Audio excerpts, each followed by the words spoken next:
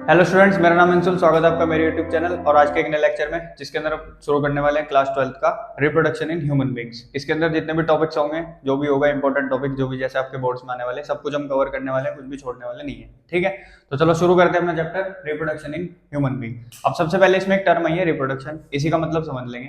तो आप बहुत 6-7 क्लास से पढ़ते आ रहे हो what is reproduction, what is reproduction. तो वहाँ पे आपने एक घिसी-पिटी लाइन सुनी होगी या फिर आपने एक डेफिनेशन याद करी होगी कि it is a process of maintaining continuity of species. तो वही हम यहाँ लिखने वाले हैं, क्योंकि रिप्रोडक्शन का एक ही मतलब है, आओ बच्चे पैदा करो और जो जनरेशन है उसकी कंटिन्यूटी को मेंटेन रखो, ताकि जो धरती के ऊपर जीवन है वो सस्टेन हो सके। ठीक है, तो यही है आपका reproduction.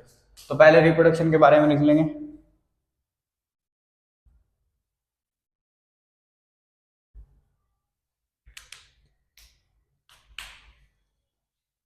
It is the process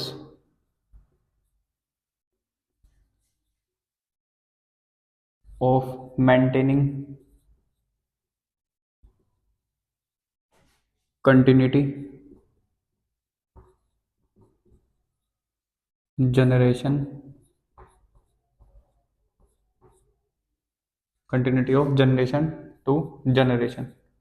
ठीक है, ताकि धरती के ऊपर जो लाइफ है वो सस्टेन हो सके, कभी भी वो खत्म ना हो। ठीक है, ह्यूमन के अंदर कौन सा रिप्रोडक्शन होगा, क्योंकि बेसिकली हमें किसके रिप्रोडक्शन की बात करनी है इसमें, ह्यूमन की। ह्यूमन के अंदर सबको पता है, जिसको नहीं पता है उसको पता लग जाएगा, वैसे आप 12th क्लास में हो, पता तो होगा ही। सेक्सुअल रिप्रोडक्शन होगा, सेक्सुअल रिप्रोडक्शन। ठीक है भाई। अच्छा, तो एक मेल होगा और एक फीमेल, दोनों क्या बनाएंगे, गैमीट बनाएंगे। फीमेल भी गैमीट बनाएगी।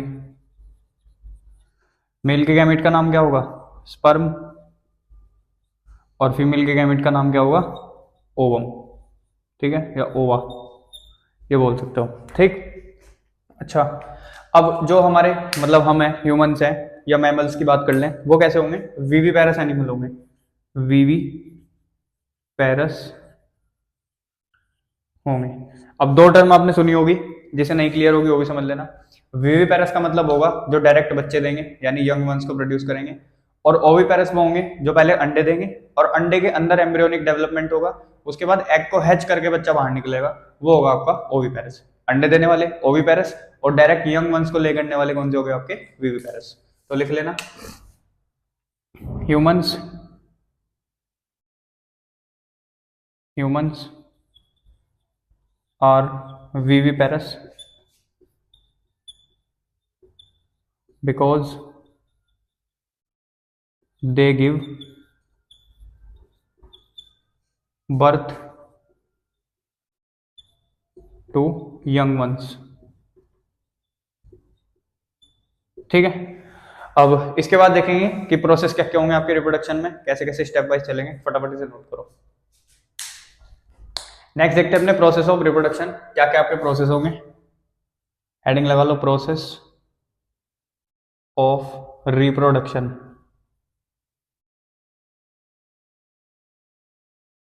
सबसे पहला प्रोसेस क्या होगा, गैमेटोजेनेसिस। ठीक है, गैमेटोजेनेसिस का मतलब क्या है, फॉर्मेशन ऑफ गैमेट्स। दोनों किसमें, आपके मेल में भी और फीमेल में भी। तो formation of gametes both in male and females.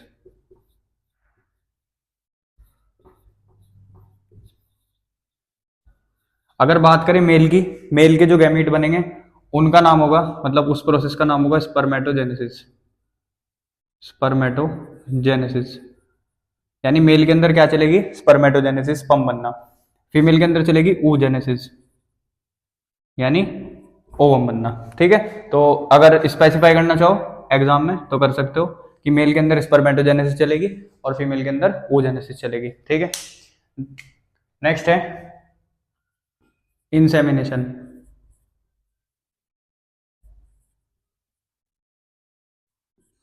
Insemination मतलब स्पर्म को फीमेल के रिप्रोडक्टिव ट्रैक्ट में डिपॉजिट करना। तो लिख लेंगे, deposition of sperm in female reproductive tract. ठीक है, नेक्स्ट है fertilisation.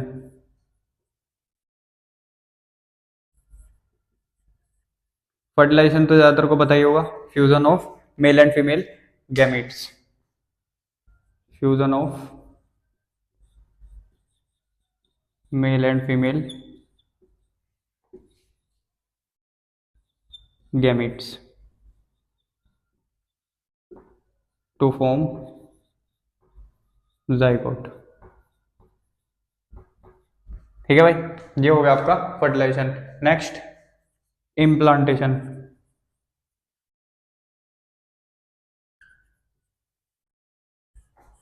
Embedding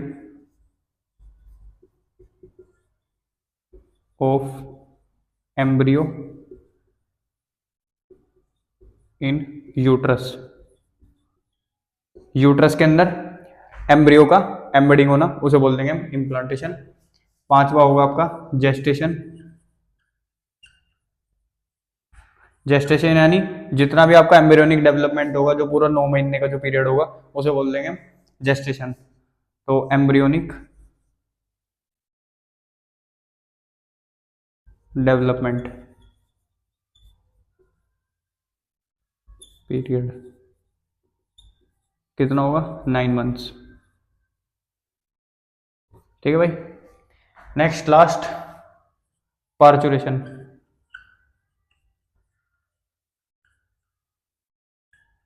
free of the baby.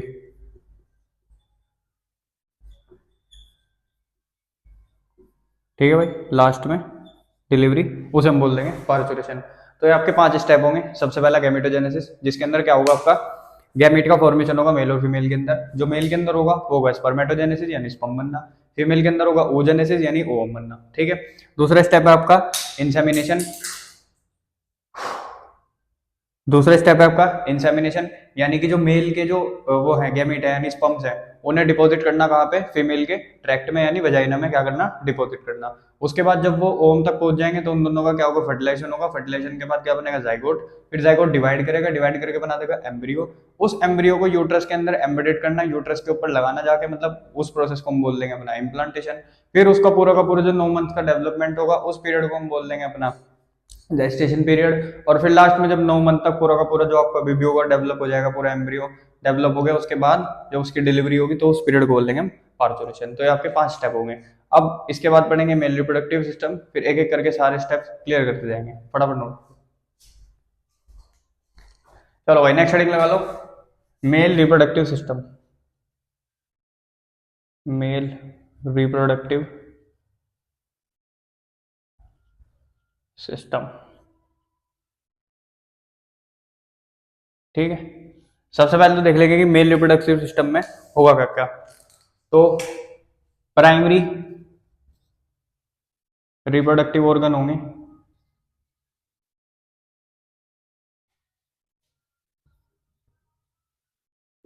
आपके 1 पेयर ऑफ टेस्टिस। ठीक है, टेस्टिस होंगे सबसे पहले। डायग्राम आपके यहाँ पे शो हो जाएगा साइड में, तो उसे देख लेना। दूसरा, कुछ होंगी डक्ट्स यानी पाइपलाइंस, बेसिकली जहां से स्पर्म ट्रेवल करेगा। तीसरा, कुछ एक्सेसरी ग्लैंड्स। एक्सेसरी ग्लैंड्स मतलब जो लुब्रिकेशन वगैरह एल्कलाइन बनाना स्पर्म को। ठीक है, सीमन के अंदर कुछ एनर्जी के लिए फ्रक्टोज, ग्लूकोज, सिट्रिक एसिड वगैरह ऐड करना, तो वो सब इन एक्सेसरी ग्लैंड्स का काम होगा। ठीक, नेक्स्ट इसके पास होगा जो बेसिकली डिपॉजिट करने का काम करेगा फीमेल रिप्रोडक्टिव ट्रैक्ट में स्पर्म्स को, वो होगा एक्सटर्नल जेनेटिलिया, उसे बोल लेंगे हम पेनिस। ठीक है भाई, तो ये बेसिकली 4 चीजें होंगी आपके मेल रिप्रोडक्टिव सिस्टम के पास। एक एक करके सारी की सारी पढ़ लेंगे। सबसे पहले हेडिंग लगानी है हमें टेस्टिस। ठीक है, जैसे कि बताया, एक पेयर प्रेजेंट होगा, 1 pair present outside the abdomen. ठीक है, आपके शरीर में कितने हिस्से होंगे? सर्वाइकल गले वाला, फिर उसके बाद जो चेस्ट वाला हिस्सा होगा आपका थोरेसिक, उसके बाद आपका जो हिस्सा होगा एब्डोमेन, और एब्डोमेन के नीचे जो होगा वो उसे प्यूबिक बोल देंगे। लेकिन ये बेसिकली कहाँ है? एब्डोमेन से बाहर है, शरीर के अंदर नहीं है, शरीर के बाहर प्रेजेंट है। ठीक है, तो एक पेयर है और दोनों शरीर से बाहर प्रेजेंट है। कहाँ प्रेजेंट है? Present in a scrotal sac. Scrotal sac कैसा होगा? पाउच लाइक स्ट्रक्चर होगा, पाउच लाइक स्ट्रक्चर। अभी शरीर से बाहर क्यों दिए हुए, शरीर के अंदर क्यों नहीं है? जैसे फीमेल के अंदर ओवरीज अंदर होंगी, क्योंकि इन्हें लगभग लगभग 2 से 2.5 डिग्री टेम्परेचर कम चाहिए स्पर्म प्रोडक्शन के लिए फ्रॉम द बॉडी टेम्परेचर। तो लिख लेंगे they are present outside the body because they need 2 to 2.5 degree Celsius less temperature for sperm production।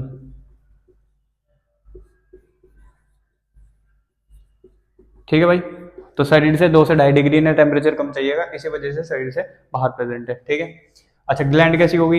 एक हेट्रोक्राइन ग्लैंड है, हेट्रोक्राइन ग्लैंड। ग्लैंड वैसे हमारी 3 टाइप की होती हैं, एंडोक्राइन, एक्सोक्राइन और हेट्रोक्राइन। जैसे ग्लैंड्स के बारे में कोई आइडिया नहीं, कुछ नहीं है, 11th क्लास का लेक्चर भी अपलोड हो जाएगा केमिकल वाला, मैं लाने वाला हूँ बहुत जल्दी, तो उसके अंदर आपको सारी ग्लैंड में समझा दूंगा। ठीक, तो बेसिकली अभी हेट्रोक्राइन ग्लैंड बता दूं, सारी बता दूं तो आपको समझ में आ जाएगा। एंडोक्राइन ग्लैंड वो होंगी जो सिर्फ हार्मोन सिक्रेट करेंगी, उनके पास कोई डक्ट नहीं होंगी, डायरेक्ट अपनी सिक्रेशन ब्लड के अंदर डाल देंगे। एक्सोक्राइन ग्लैंड वो होंगी जिनके पास क्या होगी? अपनी एक डक्ट होगी और उसके अंदर अपनी सिक्रेशन को रिलीज करेंगे। और ये जैसे कि जूसेस आपके होंगे, जैसे लिवर हो गया आपका, गाल ब्लैडर उसका पाउच हो गया। ठीक है, पैनक्रियास के अंदर भी ऐसे ही होगा डक्ट सिस्टम, लेकिन वो भी एक हेट्रोक्राइन ग्लैंड है, वो भी आगे बताएंगे। तो जो अपनी सिक्रेशन को एक डक्ट के अंदर रिलीज करेंगे और डक्ट से फिर बाहर जाएगी, तो वो हो गया आपकी एक्सोक्राइन ग्लैंड। ठीक है, डक्ट वाली होगी। हेट्रोक्राइन ग्लैंड दोनों मिक्स ग्लैंड होगी, यानी उसके अंदर एंडोक्राइन का फंक्शन भी होगा, एक्सोक्राइन का फंक्शन भी होगा। एंडोक्राइन यानी हार्मोन भी रिलीज करेंगी, और एक्सोक्राइन यानी कुछ अलग से चीज बना रही होगी, गैमेट बना रही होगी, या फिर कुछ अलग सब्सटेंस बना रही होगी, या कुछ जूसेस सिक्रेट कर रही होगी। ठीक है, तो जो हमारे टेस्टिस है वो कौन सी ग्लैंड है?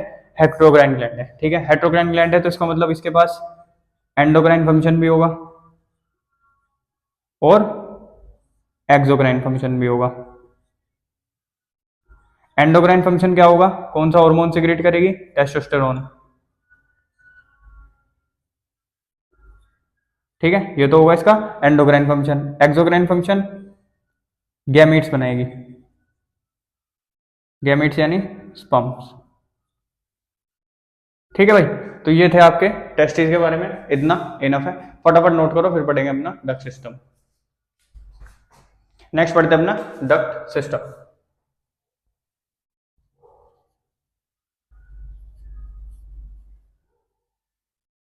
अब डक्ट सिस्टम बताने से पहले एक चीज बता दूं, जैसे हम मेल्स हैं तो जब हम अपनी मदर के वूम में होंगे तो हमारे टेस्टिस हमेशा से ही शरीर के बाहर नहीं होते, मतलब स्क्रोटल सैक के अंदर नहीं होते, शरीर से बाहर नहीं होते, एब्डोमेन के अंदर प्रेजेंट होंगे। लेकिन 7 मंथ ऑफ प्रेगनेंसी जब होगी तो उस टाइम पे हमारे जो टेस्टिस होंगे वो डिसेंड हो जाएंगे एब्डोमेन से बाहर। ठीक है, तो वो देखते हैं कैसे होंगे।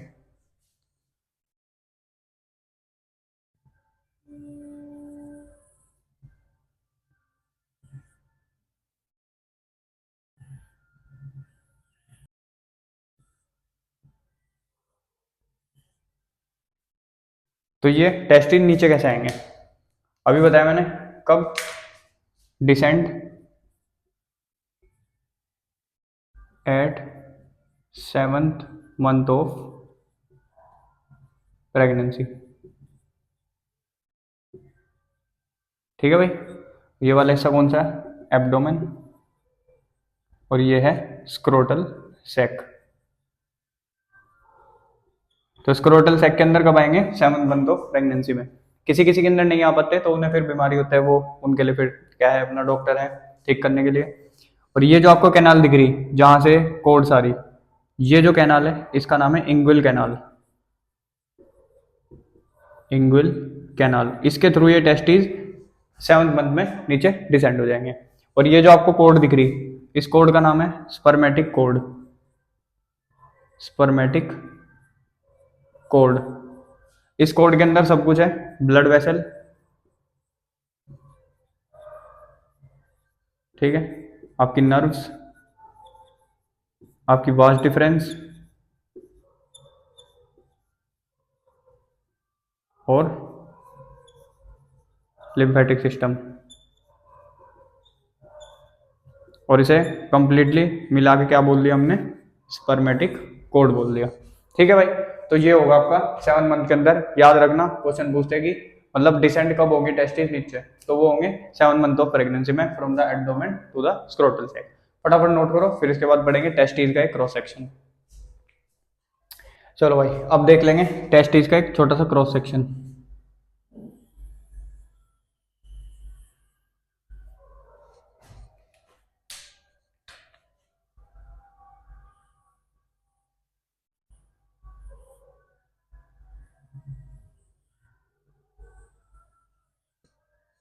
इस तरीके से होगा कुछ, बाहर एक प्रोटेक्टिव लेयर,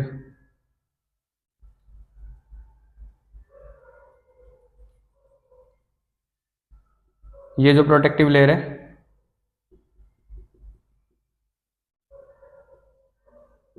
इसका नाम है ट्यूनिका एल्बुजिनियल। ठीक है भाई, फिर इस तरीके से यहाँ सेमिनिफेरस ट्यूब्यूल्स होंगे,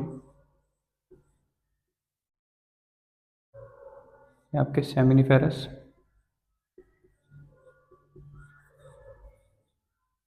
ट्यूब्यूल्स, और जिनके अंदर सेमिनिफेरस ट्यूब्यूल्स होंगे इनका नाम होगा टेस्टिकुलर लोब्यूल्स। ठीक है, अब ये जो सेमिनिफेरस ट्यूब्यूल्स हैं ये लगभग 1 से 3 होंगे हर कंपार्टमेंट में, तो मैंने सब में 3-3 बना दी, किसी में आप 2 कर लो, किसी में 1 कर लो, जैसे आपकी मर्जी। अब ये सेमिनिफेरस ट्यूब्यूल देखेंगे वो कैसे दिखेंगे, तो 2 उठा के देख लेंगे।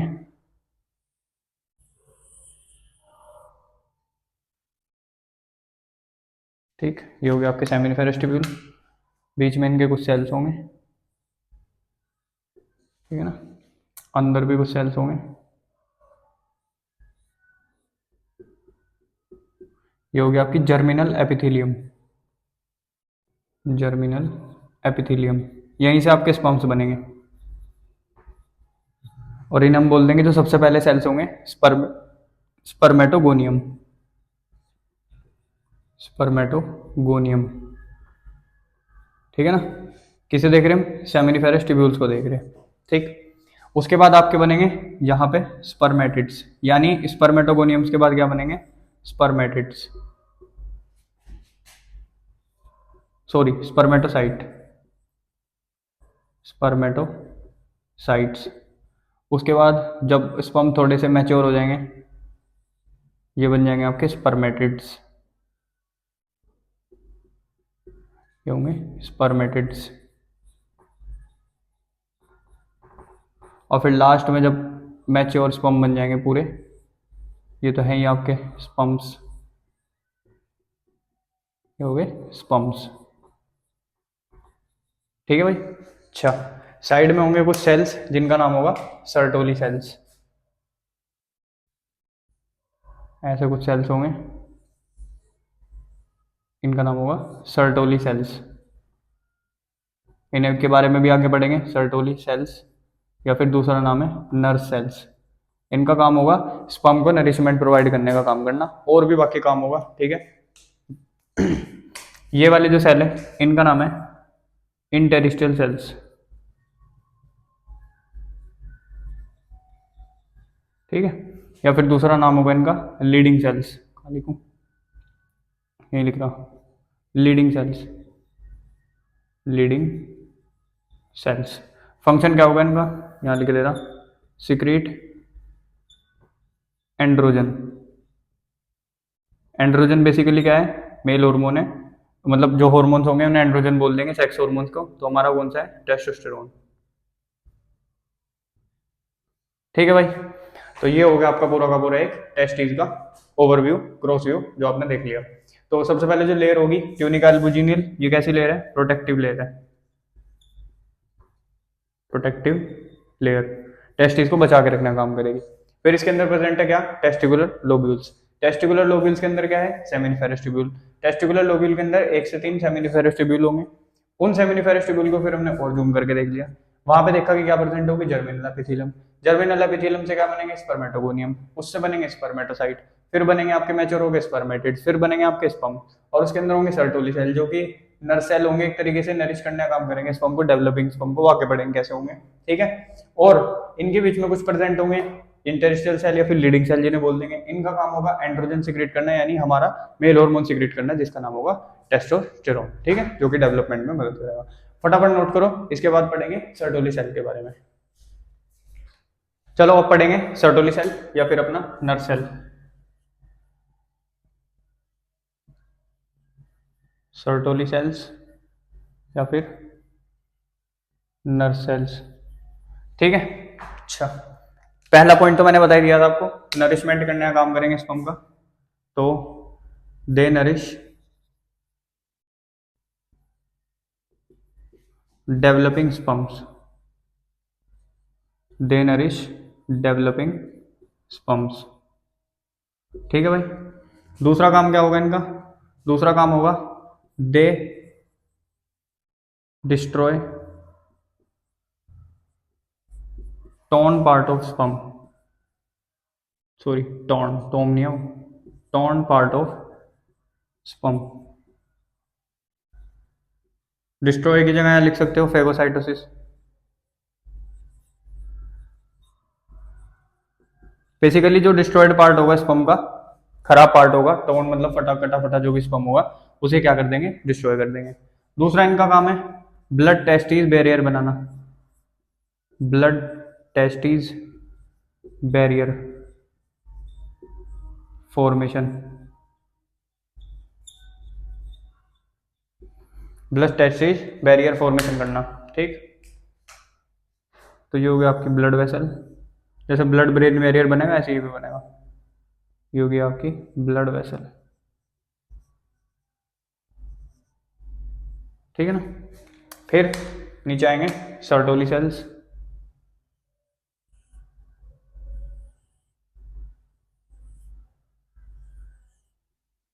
और यहां हो गया आपका टेस्टिस,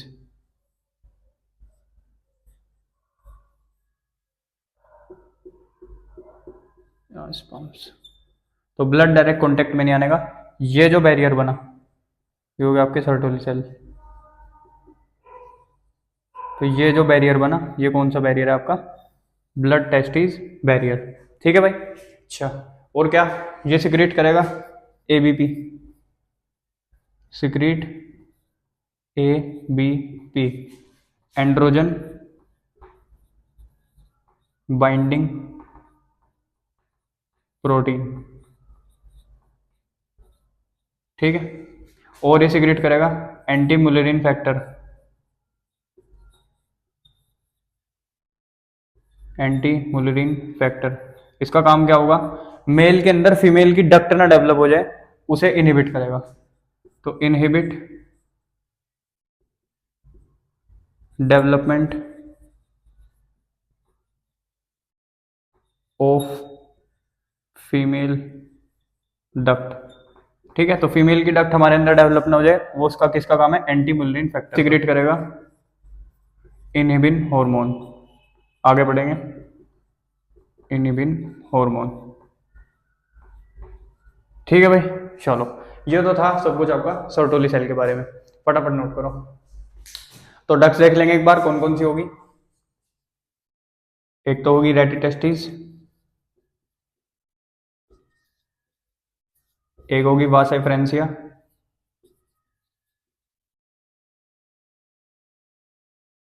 तीसरी डक्ट होगी आपकी एपिडिडाइमस,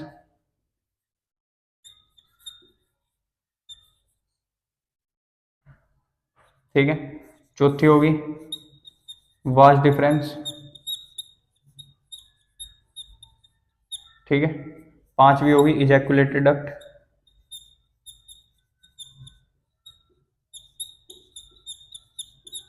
और छठा आपका यूरेथ्रा।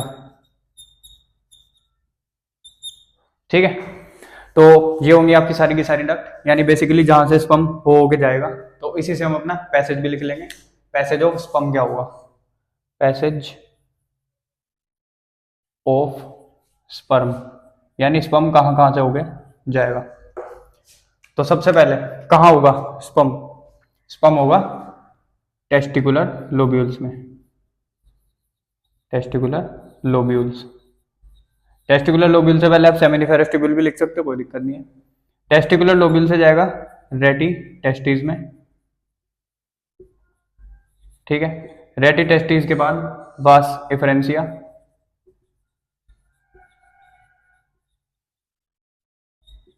फिर वास इफरेंसिया से जाएगा वास डिफरेंस में थ्रू एपिडिडाइमस। किसके थ्रू जाएगा? एपिडिडाइमस के थ्रू। कहां पे? वास डिफरेंस में। फिर वास डिफरेंस के बाद जाएगा इजैकुलेटेड डक्ट। इजैकुलेटेड डक्ट दो चीजों से मिलकर बनेगी, एक तो होगी आपकी सेमिनल वेसाइकल, दूसरी आपकी वास डिफरेंस। इन्हीं दोनों को मिलाकर हम बोल देंगे कॉमन इजैकुलेटरी डक्ट। ठीक है भाई, और कॉमन इजैकुलेटरी डक्ट से कहाँ खुल जाएगा? यूरेथ्रा में, और यूरेथ्रा के थ्रू जो स्पर्म्स होंगे वो बाहर। ठीक है, तो ये था आपका पैसेज ऑफ स्पर्म, और ये होंगी आपकी सारी की सारी क्या? डक्ट्स। ठीक, तो इतनी सारी आपकी जो ये सब डक्ट्स हैं, इनका मतलब बेसिकली जो पाइपलाइंस है, जो जिनके अंदर से स्पर्म ट्रेवल करके यूरेथ्रा तक आएगा, उन्हें हम क्या बोल देंगे? डक्ट्स बोल देंगे। और इनका रोल क्या होगा? रोल यहाँ लिख दो। रोल मतलब जहां जहां से स्पर्म जैसे जैसे जाता रहेगा, तो इनका रोल होगा development and maturation of sperm. तो डेवलपमेंट कराना उसी बीच में, और उसका मैचुरेशन कराना, ये होगा इनका काम। ठीक, फटाफट नोट करो। अब पढ़ लेंगे अपनी ग्लैंड्स। ग्लैंड्स का क्या रोल होगा? ठीक है, सबसे पहली ग्लैंड है प्रोस्टेट ग्लैंड।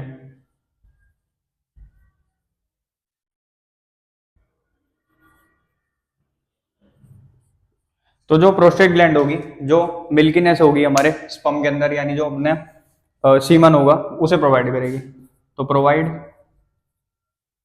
मिल्कीनेस। ठीक है, दूसरा सिक्रीट करेगी सेमिनल प्लाज्मिन। एक एंजाइम होगा, कैसा होगा? एंटीबायोटिक होगा नेचर में।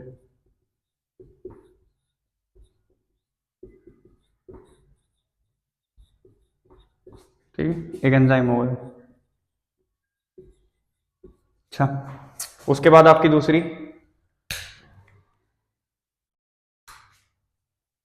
Seminal vesicle.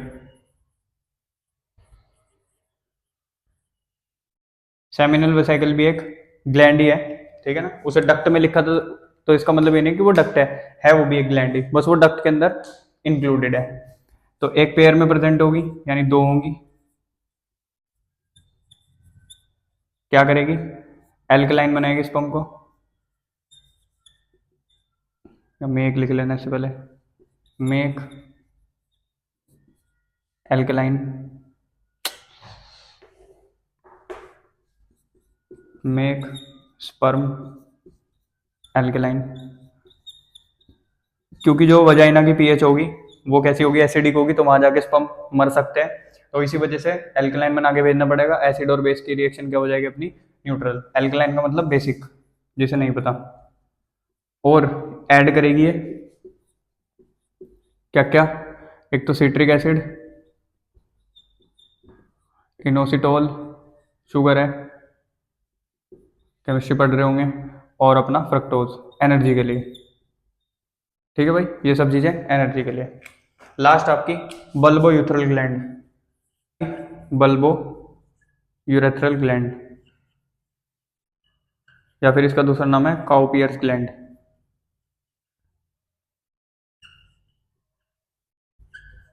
ठीक है, ये किस में प्रेजेंट होगी, पेयर में। दूसरा, ये सिक्रीट करेगी म्यूकस। म्यूकस किस में हेल्प करेगा, ल्यूब्रिकेशन ऑफ पेनिस में। ठीक है, ल्यूब्रिकेंसी प्रोवाइड करेगा during the time of coitus. फटाफट नोट करो, फिर देखते हैं हमारे जो ब्रेन के अंदर जो ग्लैंड है उससे कैसे कनेक्शन है, वो कैसे काम करेगी, कैसे हमारा टेस्टोस्टेरोन बनेगा, कैसे हमारे स्पर्मेटोजेनेसिस होगा।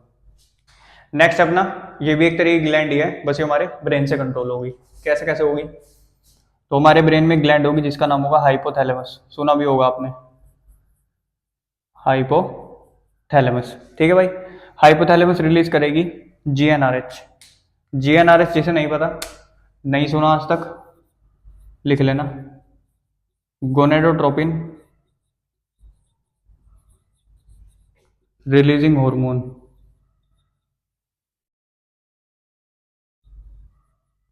दोनों के अंदर होगा, मेल के अंदर भी, फीमेल के अंदर भी। गोनेडोट्रोपिन, गोनेड्स यानी ओवरीज और टेस्टिस के बारे में बात हो रही, तो उनके अंदर से हार्मोन रिलीज कराने के लिए क्या होगा, गोनेडोट्रोपिन रिलीजिंग हार्मोन रिलीज होगा। और ये किसे सिग्नल करेगा जाके, ये सिग्नल करेगा पिट्यूटरी को, क्योंकि आपको पता है जो हाइपोथैलेमस है उसके हार्मोन किसके अंदर रखे रहेंगे, हमारे पिट्यूटरी ग्लैंड के अंदर। पिट्यूटरी ग्लैंड दो सेक्स हार्मोन रिलीज करेगी, एक होगा एलएच और एक होगा एफएसएच। जिसने आज तक ये भी नहीं सुने तो इसका नाम होगा follicular stimulating hormone, follicular stimulating hormone, और ये होगा आपका ल्यूटिनाइजिंग हार्मोन, ल्यूटिनाइजिंग हार्मोन। ध्यान से देख लेना काम कैसे कैसे करेंगे। तो जो एफएसएच होगा वो जाके काम करेगा आपके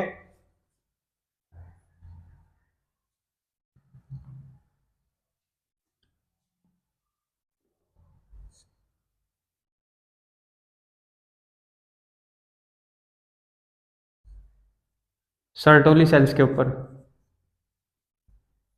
और सर्टोली सेल्स क्या बनाना शुरू कर देंगे, स्पर्म्स, तो उसे बोल देंगे स्पर्मेटोजेनेसिस। ठीक है ना, तो वो यहां से कंट्रोल हो रहा। एलएच किसके ऊपर जाके काम करेगा, आपके लीडिंग सेल्स के ऊपर, या जिन्हें आप क्या बोल रहे थे, इंटरस्टियल सेल। वो क्या बनाना शुरू कर देंगे, टेस्टोस्टेरोन। ठीक है, और टेस्टोस्टेरोन आपके स्पर्मेटोजेनेसिस में भी हेल्प करेगा। तो ये है आपका दूसरे तरीके वाला ग्लैंड्स वाला सिस्टम जो कि आपके ब्रेन से कंट्रोल हो रहा है। इसके बाद देखेंगे, या इस साइड में लिख दूं रोल ऑफ टेस्टोस्टेरोन। अब टेस्टोस्टेरोन के रोल्स क्या क्या होंगे वो साइड में लिख लेंगे। रोल ऑफ टेस्टोस्टेरोन,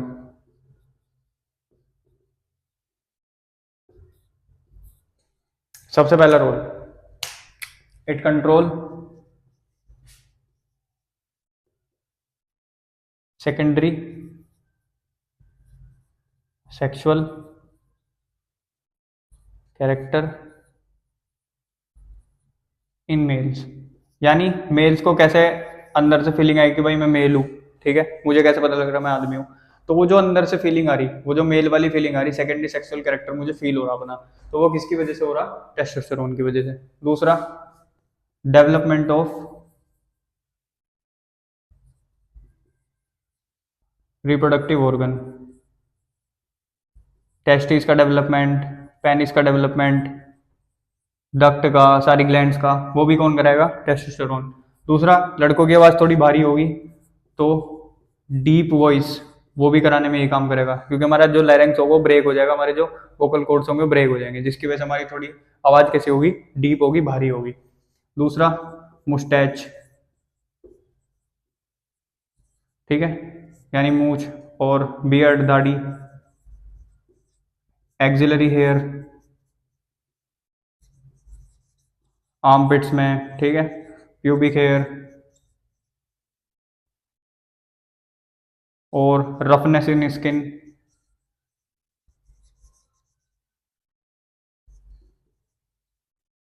एक है लिबिडो या फिर सेक्सुअल डिजायर, वो भी यही कंट्रोल करेगा। और एक लास्ट लिख लेंगे, बोन ग्रोथ, हड्डियों की ग्रोथ कराने में मदद करेगा। ठीक है, फटाफट नोट करो, फिर नेक्स्ट टॉपिक पढ़ेंगे। चलो नेक्स्ट देखेंगे, सीमन क्या होगा। ठीक है, सीमन क्या हुआ। स्पर्म और सीमन में क्या अंतर है, कुछ नहीं। सीमन स्पर्म को मिला के बनेगा और उसके अंदर होना चाहिए सेमिनल फ्लूइड, यानी स्पर्म तो आपके बन ही रहे जो फर्टिलाइजेशन करेंगे, लेकिन उसके साथ जो अदर चीजें ऐड हुई, प्रोस्टेट ग्लैंड की हुई, ठीक है, सेमिनल वेसिकल की हुई, तो उस फ्लूइड को मिला के जो भी बन रहा उसे बोल देंगे हम सीमन। तो एक बार के इजैकुलेशन में at the time of one ejaculation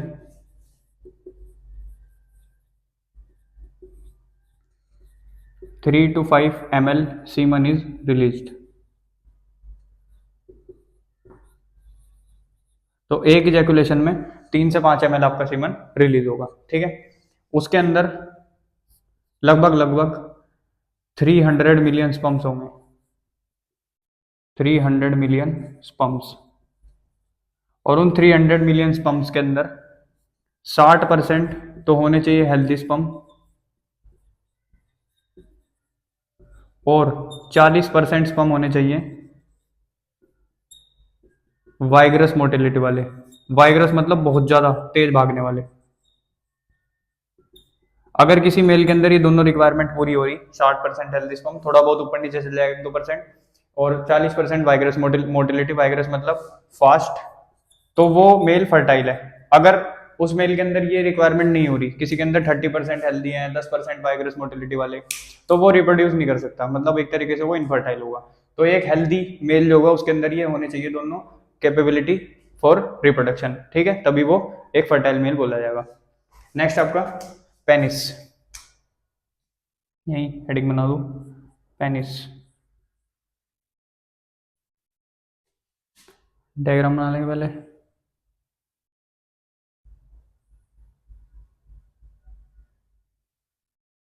ठीक है, इसके अंदर से यूरेथ्रा,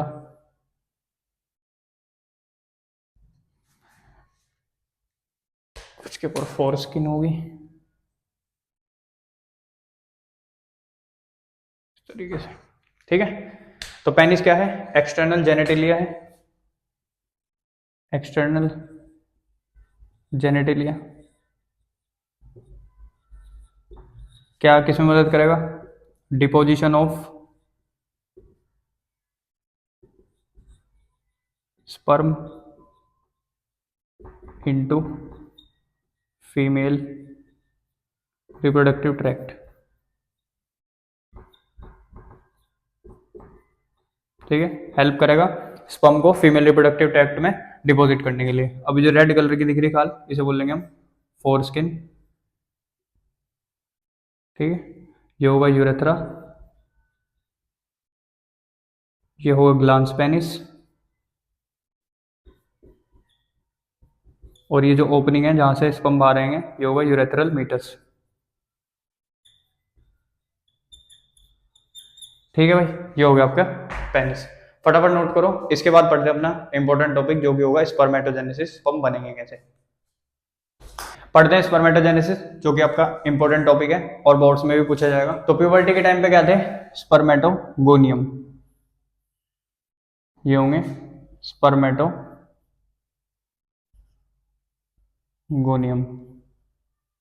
ठीक है भाई, ध्यान से समझ के चलना। अभी ये है 2n यानी डिप्लॉइड, इसके बाद इनमें होगी माइटोसिस, माइटोसिस के बाद इनका इक्वेशनल डिवीजन हो जाएगा। ठीक, अभी भी कैसे रहेंगे, 2n 2n। उसके बाद इनमें फिर से क्या होगी, डिफरेंशिएशन होगी। अब क्या होगी इनमें, डिफरेंशिएशन। डिफरेंशिएशन के बाद इनका थोड़ा साइज बढ़ जाएगा, और उस टाइम एक सेल के रिस्पेक्ट में मान के चलेंगे हम, और उस टाइम पर हम क्या बोल देंगे, प्राइमरी स्पर्मेटोसाइट। अभी भी कैसा है, 2n है। उसके बाद प्राइमरी स्पर्मेटोसाइट के अंदर होगी first meiosis, first meiosis. First meiosis के बाद ये डिवाइड हो जाएगा 2 सेल में, और अब इसकी जो प्लॉइडी है वो हो जाएगी हाफ, तो अभी हो गया हैप्लॉइड। अब इसे हम क्या बोल लेंगे, सेकेंडरी स्पर्मेटोसाइट, सेकेंडरी स्पर्मेटोसाइट। अब इस सेकेंडरी स्पर्मेटोसाइट के अंदर होगी सेकेंड मियोसिस, और यहां से अब ये बन जाएंगे आपके स्पर्मेटिड्स, ठीक है, स्पर्मेटिड्स।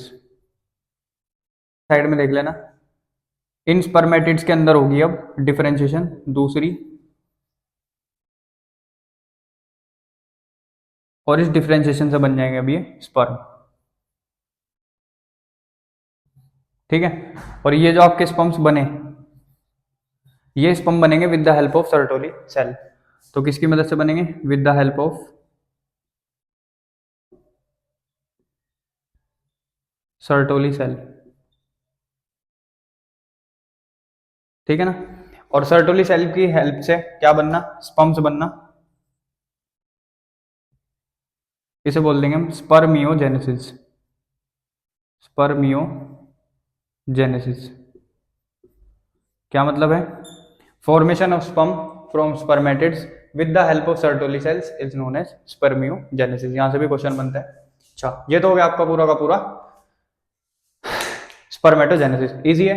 सबसे पहले स्पर्मेटोगोनियम होगा, स्पर्मेटोगोनियम के अंदर माइटोसिस होगी, माइटोसिस के बाद वो किस में डिवाइड हो जाएंगे, वैसे तो आपके 4 सेल में होंगे, यहाँ मैंने एक कमी ली है, ठीक है ना।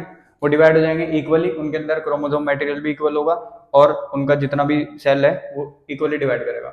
उसके बाद डिफरेंशिएशन होगी, प्राइमरी स्पर्मेटोसाइट बनेगा, प्राइमरी स्पर्मेटोसाइट के अंदर फर्स्ट मियोसिस होगी, वहां से बनेगा सेकेंडरी स्पर्मेटोसाइट, सेकेंडरी स्पर्मेटोसाइट के अंदर फिर सेकेंड मियोसिस होगी, वहां से बनेंगे स्पर्मेटिड्स, और spermatids with the help of क्या, आपके सर्टोली सेल से क्या बना देंगे, स्पर्म बना देंगे, जिस प्रोसेस को हमने बोल दिया स्पर्मियोजेनेसिस। ये था आपका पूरा का पूरा स्पर्मेटोजेनेसिस। अच्छा, अब जो हमने देखा था सेमिनिफेरस टिब्यूल थे, ऐसे ऐसे कुछ सेल थे, ठीक है।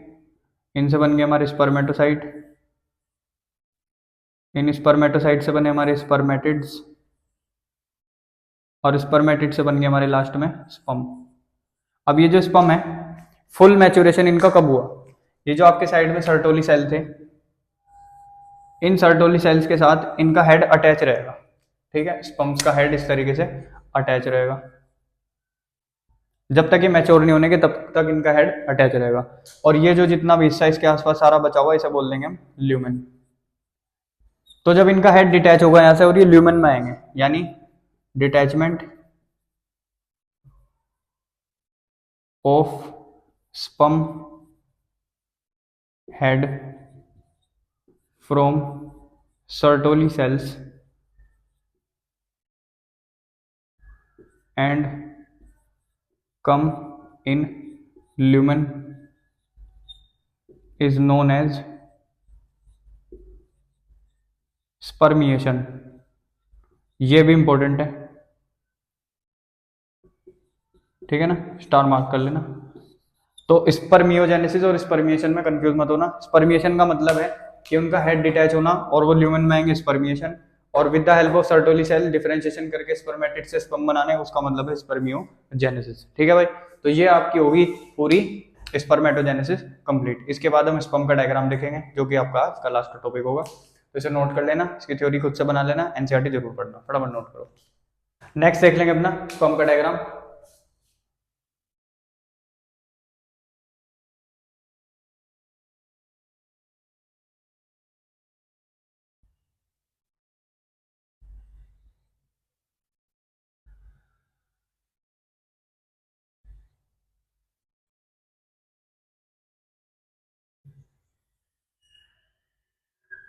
ठीक है भाई, इस तरीके का कुछ स्पर्म होगा।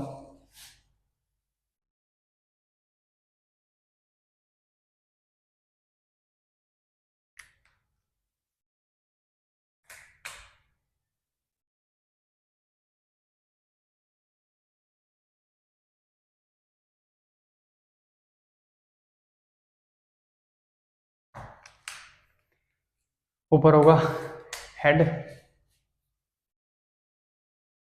ये होगा मिडल पीस, ये होगी आपकी टेल, ठीक है ना। हेडिंग लगा देना स्पर्म, इन पे खत्म हो गई। अच्छा, ये है आपका न्यूक्लियस,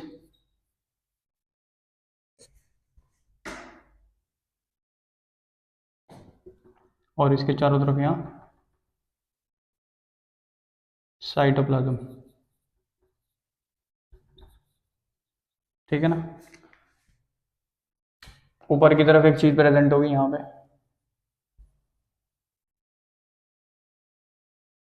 इसका नाम है एक्रोसोम, एक्रोसोम, ठीक है ना।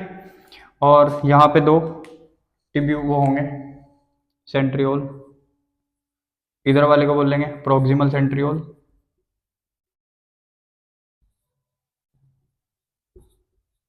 और इस वाले को बोल लेंगे पीछे वाले को डिस्टल सेंट्रियोल। जैसे प्रोक्सिमल और डिस्टल का मतलब नहीं पता, अभी बता रहा हूँ। प्रोक्सिमल मतलब पास, और डिस्टल मतलब दूर। यानी मेरा हाथ है तो ये वाला जो शोल्डर वाला हिस्सा है मेरे हेड के पास है, तो ये हमारा प्रोक्सिमल हैंड हो गया।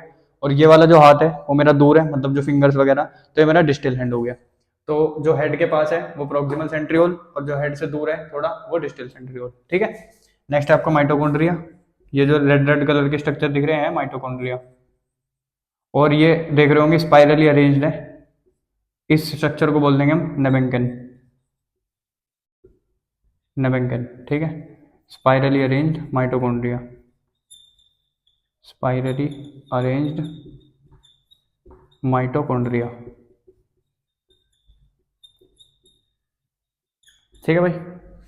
अच्छा, एक एक करके लिख लेंगे हम। सबसे पहले लिखेंगे एक्रोसोम के बारे में।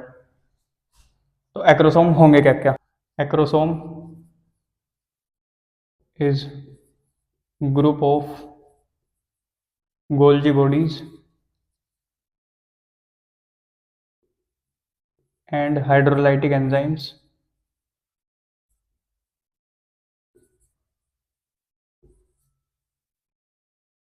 which help in penetration of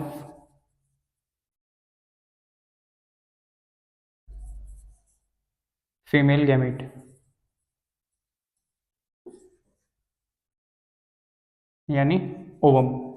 तो ये हम आगे पढ़ेंगे एक्रोसोमल रिएक्शन। वैसे मैं यही बता दूं थोड़ा बहुत, जो आपका एक्रोसोम होगा, जो हमारा ओवम होगा, उसके ऊपर डिफरेंट डिफरेंट लेयर होंगी, जोना पेलुसिडा, कोरोना रेडिएटा, ठीक है। तो उन सबको क्या करना हमें, डिग्रेड करना। तो डिग्रेड करने के लिए इसके पास कुछ हाइड्रोलाइटिक एंजाइम होंगे, गोल्जी बॉडीज होंगी, ताकि वो डिग्रेड करके स्पर्म का जो हेड है, जो न्यूक्लियस है, वो अंदर जा सके, ठीक है। तो उसमें हेल्प करेगा एक्रोसोम। नेक्स्ट, इसका जो न्यूक्लियस होगा टाइटली पैक्ड होगा, न्यूक्लियस टाइटली पैक्ड। और माइटोकॉन्ड्रिया का तो काम सबको लगभग पता ही रहता है, पावर हाउस ऑफ सेल। तो माइटोकॉन्ड्रिया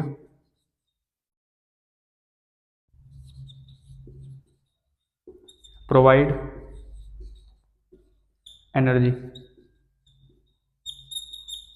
ठीक है। चलो फटाफट नोट करो इसे। तो होप करता हूँ आपको ये वाला लेक्चर समझ में आया होगा। इसमें हमने पूरा का पूरा जितना भी मेल रिप्रोडक्टिव सिस्टम है उसके अंदर जितने भी सारी चीजें हैं वो सब कुछ हमने कंप्लीट कर लिया, इंक्लूडिंग स्पर्मेटोजेनेसिस, ठीक है। डायग्राम वगैरह भी दिख ले स्पर्म का। इसके बाद शुरू करेंगे अपना फीमेल वाला पार्ट। तब तक के लिए बाय बाय।